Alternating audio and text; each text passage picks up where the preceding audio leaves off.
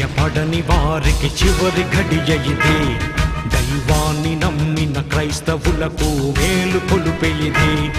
ఈ ప్రకృతే దేవుని ఆయుధం, ఈ ప్రకృతే దేవుని ఆయుధం.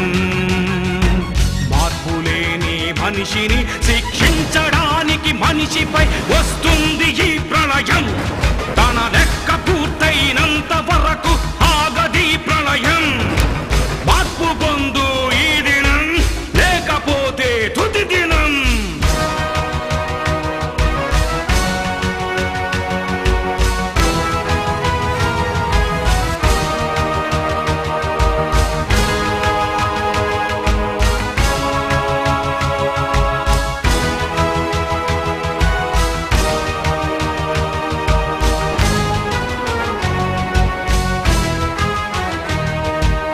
నీతిమంతులు లేకపోతే, పాపులందరూ పెరిగిపోతే ఎంతకాలం మనిషిని భూమిపై ఉంచాలిరా?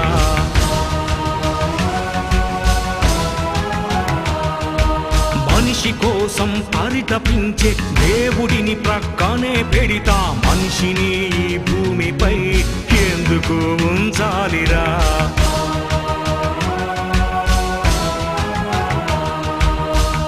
నీరు గాలి నింగి నేల సారం అనుభవిస్తూ సృష్టికర్తను ధిక్కరిస్తే ప్రకృతే గర్జించదా? ప్రకృతే కన్నెర్ర చేసిందా? పరమాత్ముడే ఉగ్రుడైనాడా? ఈ ప్రకృతే దేవుని ఆయుధం. నీ పాపమే దీనికి కారణం. మార్పులేని మనిషిని శిక్షించడానికి మనిషిపై వస్తుంది ఈ ప్రళయం. తన లెక్క పూర్తయినంత వరకు ఆగది ప్రళయం. మార్పు పొందు ఈ దినం, లేకపోతే తుది దినం.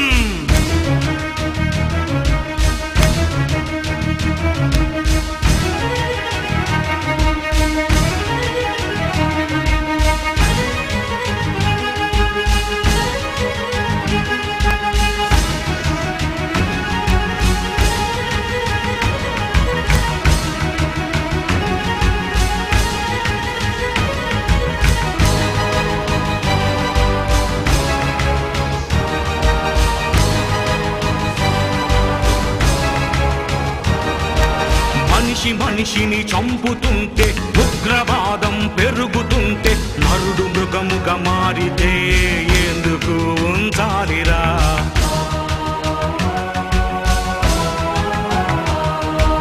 దుష్టులందరూ పెరుగుతుంటే, రక్తపాతం జరుగుతుంటే, నరుల పాపం పండితే ఎందుకు ఉంచాలిరా?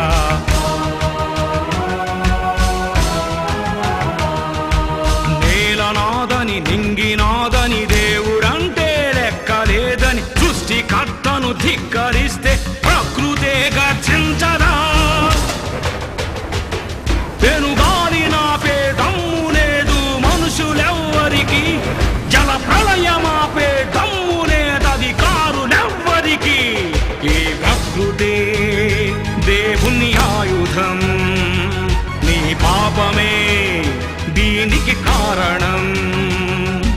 మార్పులేని మనిషిని శిక్షించడానికి మనిషిపై వస్తుంది ఈ ప్రళయం. తన లెక్క పూర్తయినంత వరకు ఆగది ప్రళయం. మార్పు పొందు ఈ దినం, లేకపోతే తుది దినం.